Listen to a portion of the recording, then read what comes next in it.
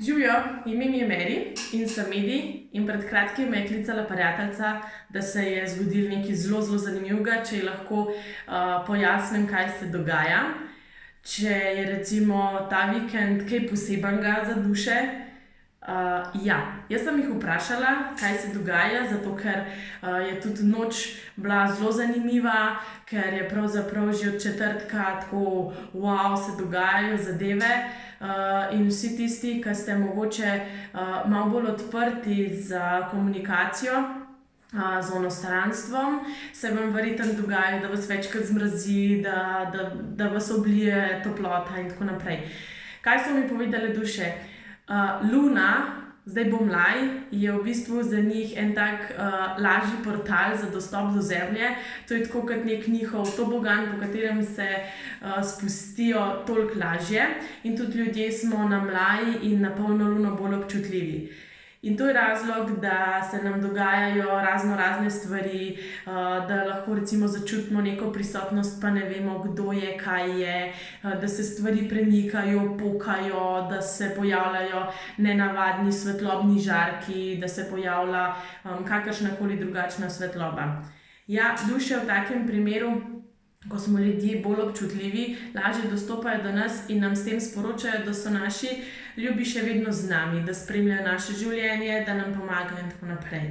Naj vas ne bo strah, moj način, da se počutim vedno ok, je, da vsakič znova, vsako jutro, vsak večer sporočam v bistvu onostranstvo, da dovoljujem dušam v svetlobi, dušam, ki imajo dobre namene, da dostopajo do mene, da predajajo sporočila in tako naprej.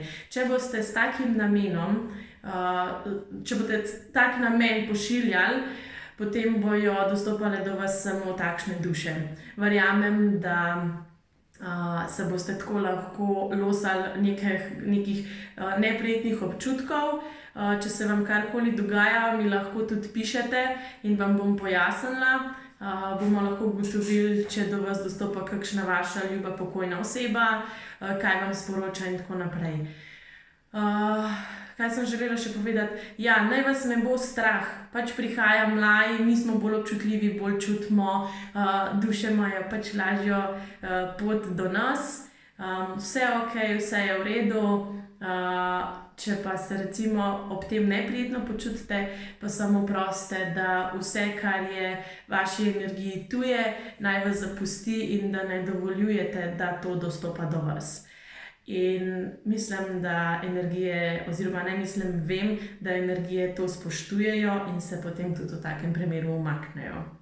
Tako, za kakršnakoli vprašanje, kot sem že omenila, sem na voljo.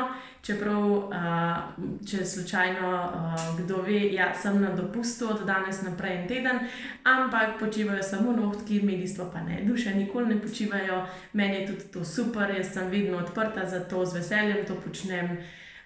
Tako da sem na voljo tudi med tem časom. To je to.